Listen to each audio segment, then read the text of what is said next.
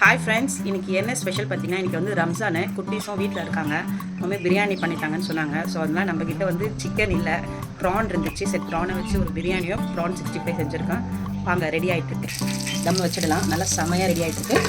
பக்கத்துலேயே பாருங்கள், ப்ரான் 65. நல்லா இது வந்து டைகர் ப்ரானு, நல்லா செம்ம பெருசு. நம்ம அப்படியே ஒன்று ஒன்றா வந்து திருப்பிடலாம். நம்ம வந்து பிரியாணி ரெடி ஆகிடுச்சு. சும்மா நம்ம அதில் வந்து கொத்தமல்லி கொஞ்சம் போட்டு மூடி போட்டுட்டு இது மேலே வந்து ஒரு தண்ணி ஒரு 1/2 hour வந்து தம் போட்டோம்னா பிரியாணி ரெடி ஆகிடும். நம்ம பிரியாணி வந்து தம்லேருந்து எடுத்துடலாம். பார்த்திங்கன்னா செமையாக ரெடி ஆகிடுச்சு.